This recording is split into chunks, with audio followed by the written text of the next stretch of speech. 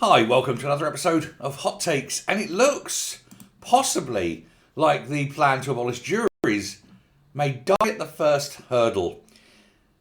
There are so many people objecting to this. The barristers have said that jails will be beyond breaking point within a matter of months because courts without juries tend to jail at a far higher rate than jury trials. Jury trials ensure that justice is done and that people cannot just be summarily sent to prison by the state. The jury stands in the way of that and says, no, this is oversight by the government, for example. On top of that, with his unveiling of proposals to set up what they're calling swift courts in England and Wales, where cases will be heard by a judge alone, there's already claims now that the judges are going to be biased, and this will open it up to unsafe convictions, which will end up costing the country millions. And now Lammy, who is also the Deputy Prime Minister, has insisted that the action is necessary to help reverse the huge backlogs of Crown Court cases. Everybody in the justice system says this won't do that. The only way you do it is to open up the courts longer, have them sitting on Saturday or overnight, as they do firstly in America, and secondly, as they did during the riots after Southport.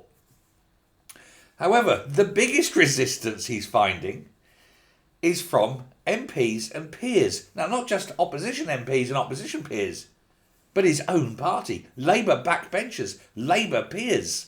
And Labour peers have put the Justice Secretary on notice that they will kill this bill. Now, the Times has been reporting that ministers and officials have privately conceded that the reforms will increase the prison population, piling yet more pressure onto overcrowded prisons, leading to riots, trouble, deaths even. This is because criminal cases will be sped up and judges are more likely, as I said, than juries to convict. Now, Real Cymru Jones, who is the KC, she is the chair of the Criminal Bar Association. I mentioned her yesterday in a video. She's accusing Labour of taking a wrecking ball to a system that is fundamentally sound and has been in place for 800 years. And she added that juries work. They do their job superbly and without bias. The same cannot be true of judges. It is not juries that have caused the backlog. Another problem you've got, which nobody's addressing, is the massive increase in population in this country without the accommodate increase in the number of courts to provide the justice needed. If you're going to increase this country's population by 1 million a year, you might think, as well as increasing schools and hospitals, that courts and prisons may need to be built as well. Alternatively, you just throw everybody who's in prison who's not British out, send them home, put them on a tag and tell the country that you're sending them to that they need to imprison them. And, of course, the other main thing is build more prisons. But they're not going to do that either. And, in fact, really what we need to do is just stop immigration and get rid of a lot of the people here now, particularly the troublesome ones. It's good enough for Trump.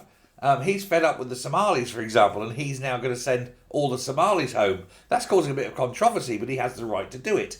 And as he pointed out, these are the people that are causing the most trouble at the moment. Get rid of them, trouble goes. There was an example, I think it was, I'm going to say Denmark, that brought in 250 Gazans. Oh, it's great, they're fine, they're hardworking people, they'll come in, they'll integrate. It's been 10 years, there's 1,000 Gazans.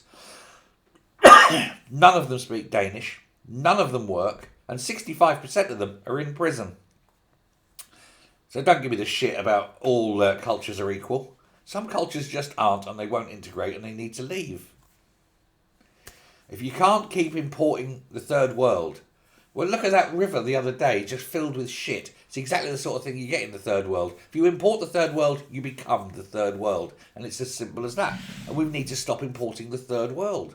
We've now got these prisons that are overfilled. We see that the third world are the ones doing all the child sexual abuse, hanging around schools all the time, because it's like a pick and mix for them. We need to stop allowing this to happen. Now, I'm not saying all immigrants are bad. Of course not. Some are very good people. Some are well able to integrate. Some are hard-working, pay their taxes. Never a problem. Those people, more than welcome. But when you get the prison system jammed solid, look to see who's filling them, and then send those bastards home. We don't want them. And get rid of that, you get rid of the problem, and there will be no overflow. If they're not here, they're not committing crimes. Get rid of the criminals. Send them home. The moment you break the law, if you're a foreigner, you get tagged and you go, and you're never going to be allowed to get asylum. If you ever come back, it's a crime, and you'll be sent back immediately, time and time again. And eventually you get to the point where you say to the countries that they come from, if you don't keep them there, you're not going to get a visa from us. You're not going to allow. We're going to close it down. You can't, and no one in your country can come into Britain. Do that. Let me tell you, there'll be changes. It's easy to do. You know, how do we know it's easy to do? Trump's doing it, and it's working. God, if only we were the 51st state, we wouldn't have this shit, would we? Anyway, thank you very much for letting me know what you think. Take care.